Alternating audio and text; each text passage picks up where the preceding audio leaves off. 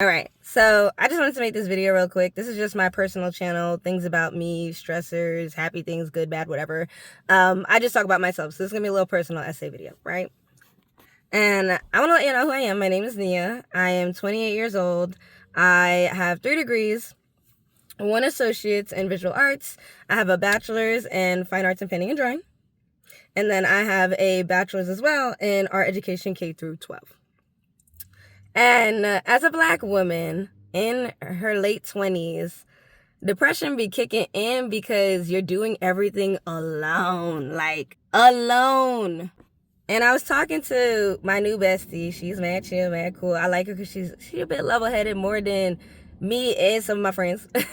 And I feel like you have friends for all types of things. You have that friend who's that rah-rah, like, I got your bag, you about to fight, I'm good, let's do it. Then you have the friend that's like, nah, chill out. Then you have the friend that's just like, I don't really give a fuck about anything. You need to not give a fuck about anything. You're like, no, I can't do that. So, you got friends for all types of things. But I was talking to her and I said, there's 2 types of Black girl friends. And I said, you have the one type, maybe at this age, where it's, you know what, I'm not going to care about anything, anyone. I'm about to get this paper, this bag, and I'm going to live a good life. Mind you, I want you to live a good life, but it turns into the mentality that, you know what, they've been done wrong so much, or they've been done wrong by a person that they love, and they turn into this Black woman that is about her paper, but in a sense of not standing up or standing for anything. And I feel like when it comes to life, especially my life, I believe in purpose. When you don't have anything to stand up for, I've always said you stand for nothing. Like, everything must be okay to you. Everything. And it becomes that way too, because when it comes to being a Black woman, especially in America, getting a job, if you are always on the woke side of things, and it's not all jobs, but I'm just saying, if you want to get some quick cash and just live, like, I get it, you have to hide your wokeness or you have to make it disappear. Some people can't hide it, so what they do is make it disappear, and I get that. And that type of friend is not really best for my mental because money is the root of all evil, in my opinion. Some people could say only broke people say that. Whatever. Go ahead. Fine. Cool. Write it in the comments.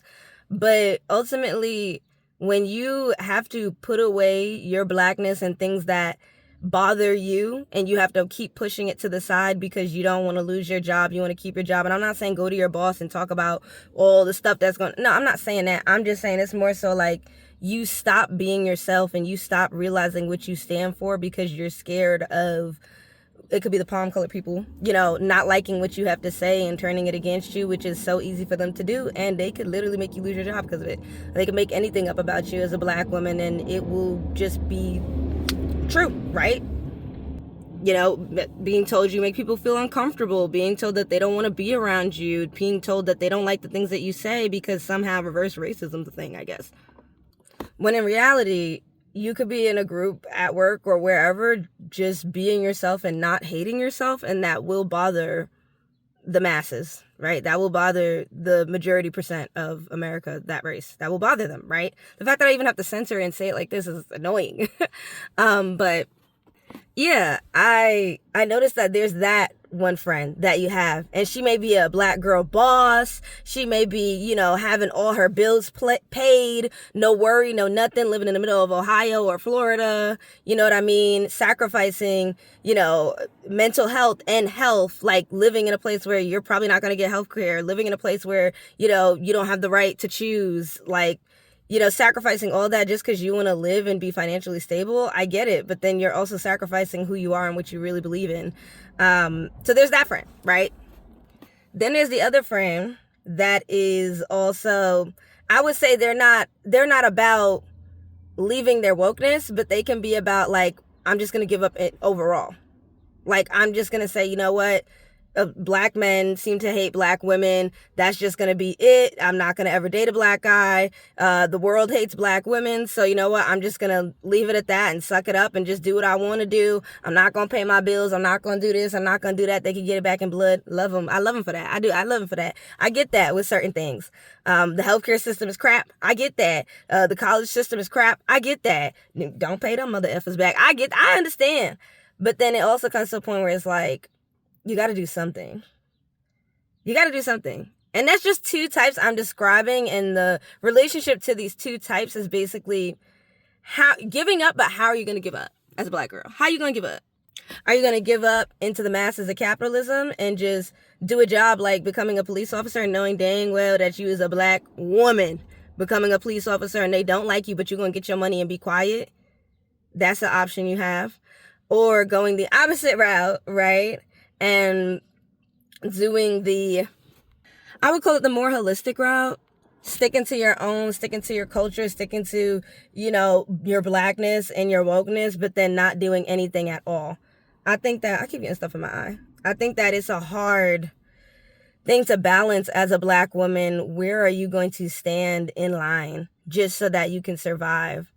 And it's stressful on both sides. Whether you're not giving into capitalism or you're giving into capitalism, it can be stressful. I'll be honest with you. And I'm going to say that I think both type of black women, or black friend for me, have a point.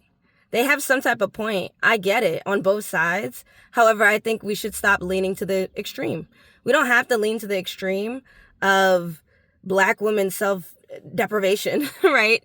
To survive. You don't have to go to the extreme. There's some things that we're going to have to do that we don't like to do, but you don't have to push it to the extreme to where you're not even being yourself and you don't know what you truly stand for anymore.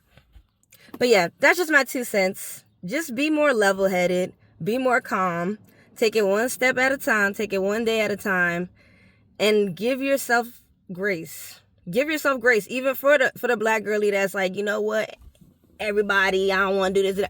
Yeah, give yourself some time and some grace for that. Even for the black girlie that's like, yeah, I'm going to be on the corrupt, capitalistic, conservative side because I need to survive.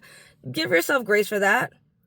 I just want black women to be aware of where you're standing and how far you're pushing so that you can survive on this planet.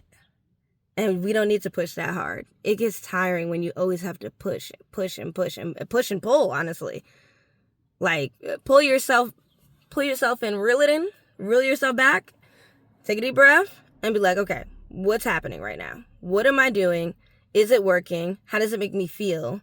That's what I've been trying to do, and I'm glad that I just make so many new friends and black female friends. I'm like, okay, yeah. Always a different vibe. But I've always noticed those two are the biggest ones when it comes to how to combat with what we're dealing with as black women, especially in your mid to late 20s. I'm literally sitting on this corner and watching people always, like, they about to hit each other's car. Anyways, this is crazy. Bye, y'all. Love you.